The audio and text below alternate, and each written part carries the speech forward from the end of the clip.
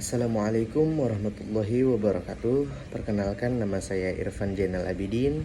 Saya dari Fakultas Agama Islam, Prodi Pendidikan Agama Islam, kelas paralel 2 semester 3. Di sini saya akan menjelaskan sedikit tentang tujuan pendidikan.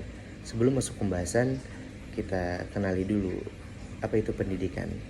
Nah, pendidikan merupakan fondasi penting dalam pembangunan peradaban manusia sebagai proses yang dirancang untuk mengembangkan potensi individu secara optimal. Pendidikan tidak hanya berfungsi sebagai sarana transfer ilmu pengetahuan, tetapi juga sebagai medium pembentukan karakter, nilai, dan keterampilan hidup. Dalam konteks global, pendidikan menjadi instrumen untuk menciptakan masyarakat yang berdaya saing, inovatif, dan mampu beradaptasi dengan dinamika perubahan zaman. Nah, oleh karena itu, pembahasan mengenai tujuan pendidikan menjadi relevan untuk memastikan arah dan capaian pendidikan sesuai dengan kebutuhan masyarakat yang terus berkembang. Ya, kita masuk ke poin pertama. Ada pendidikan sebagai jalan mendekatkan diri kepada Allah.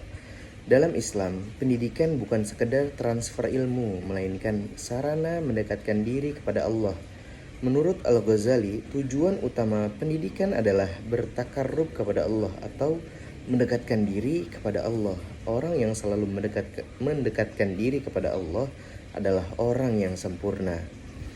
Pendidikan Islam juga membantu manusia dalam beberapa hal. Yang pertama ada mengenal Tuhan, memahami hakikat penciptaan, dan menjalankan tugas sebagai khalifah di muka bumi. Sebagaimana firman Allah dalam Quran surat Az-Zumar ayat 9 yang berbunyi, "Katakanlah, apakah sama orang yang mengetahui dengan orang yang tidak mengetahui?" Nah, pendidikan dalam Islam selalu dikaitkan dengan tanggung jawab moral dan spiritual. Ilmu harus digunakan untuk membawa manfaat luas, bukan sekedar kepentingan pribadi. Nah, di sini ada juga pendidikan berbasis Islam di era modern. Nilai-nilai Islam tetap relevan dalam pendidikan modern. Dengan cara apa? Dengan cara mengajarkan peserta didik untuk selalu mengaitkan pelajaran dengan kebesaran Allah dan menanamkan keimanan dan akhlak mulia dalam setiap aspek pembelajaran. Lanjut ke poin kedua, ada landasan tujuan pendidikan dalam Islam dan negara. Pendidikan Islam memiliki landasan yang kokoh, yaitu yang pertama ada dasar yuridis atau dasar ideal, yaitu Pancasila, sila pertama, ketuhanan yang Maha Esa. Selanjutnya ada dasar struktural, yaitu Undang-Undang 1945 pasal 29 ayat 1 dan 2.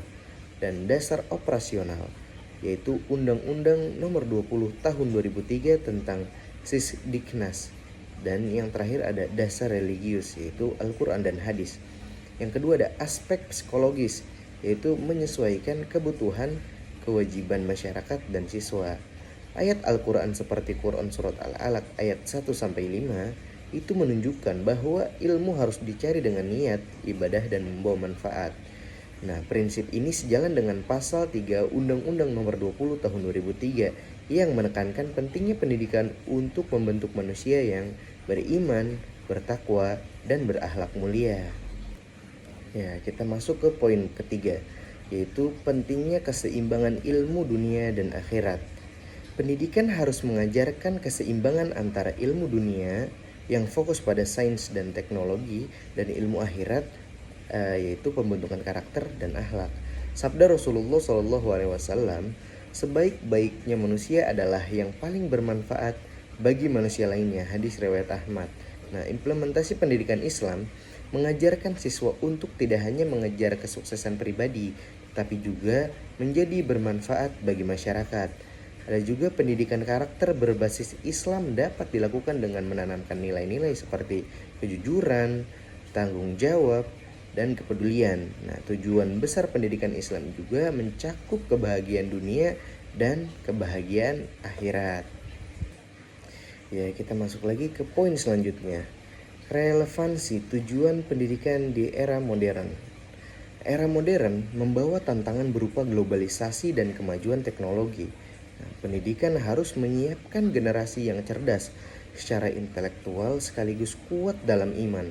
Nah, konsep rahmatan lil alamin atau rahmat bagi seluruh alam mengajarkan pentingnya pendidikan untuk menciptakan individu yang membawa kebaikan dan membawa perdamaian. Nah, keterampilan abad ke-21 seperti berpikir kritis dan literasi digital perlu dikombinasikan dengan nilai-nilai Islam seperti etika dalam menyampaikan informasi dan tanggung jawab terhadap dampak teknologi pada masyarakat.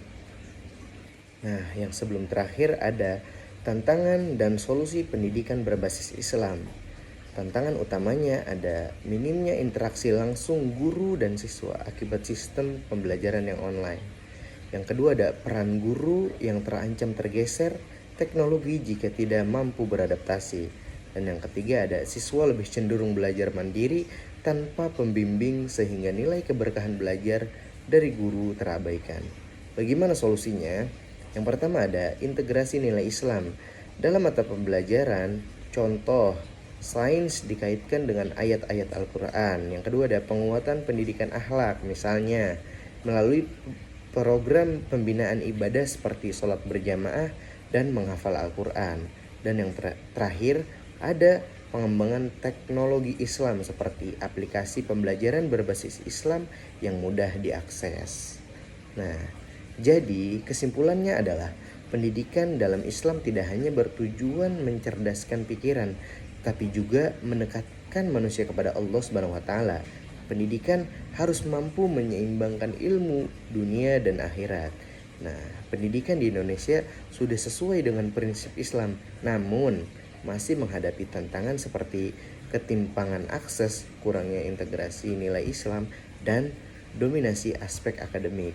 Dengan pendekatan holistik dan kebijakan yang relevan, pendidikan dapat menjadi sarana mencetak generasi yang cerdas secara individu, kuat secara spiritual, dan bermanfaat bagi masyarakat.